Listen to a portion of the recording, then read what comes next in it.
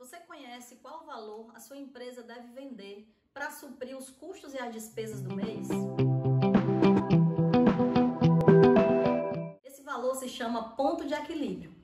Toda empresa precisa conhecer o seu ponto de equilíbrio. É lógico que ele jamais será uma meta, porque o ponto de equilíbrio é o valor que você fatura, ou seja, que você vende, para que você consiga pagar todos os custos e despesas do seu negócio. Isso não tem a ver com fluxo de caixa, tá? Isso tem a ver com DRE, demonstração do resultado do exercício. Isso tem a ver com competência, não tem a ver com caixa. Lembra disso? O ponto de equilíbrio, ele é o valor que eu preciso saber para que eu possa gerenciar, por exemplo, a minha equipe de vendas, o meu comercial. Eu preciso entender que eu preciso ter metas para que essas metas sejam atingidas logo no começo do mês de preferência. Então, quando a empresa atinge esse ponto de equilíbrio, tudo que ela faturar a mais, ela só vai ter que pagar os gastos variáveis, ela só vai ter que pagar o custo das mercadorias, os impostos sobre vendas, as comissões de vendedores, mas o aluguel está pago, né? O funcionário está pago. Então, assim, é um valor muito importante de se conhecer na empresa.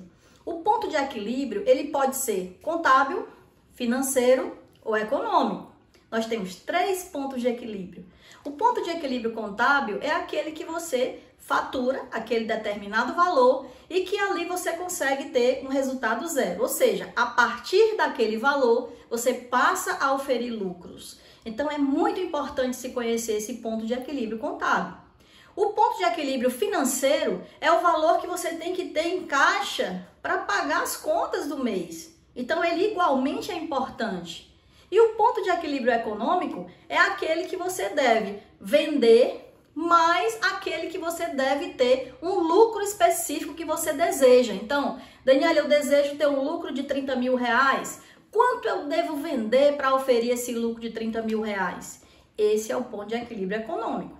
Como nós podemos ver, são 3 tipos de ponto de equilíbrio. Todos 3 têm uma função diferenciada e todos 3 são influenciados por 2 fatores: custos fixos e despesas fixas e margem de contribuição.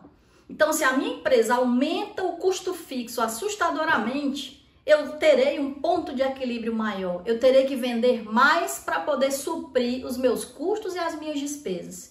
Então, eu tenho que ter muito cuidado com esses gastos fixos, eu tenho que ter muito controle sobre eles para que a minha empresa possa crescer de forma saudável e competitiva.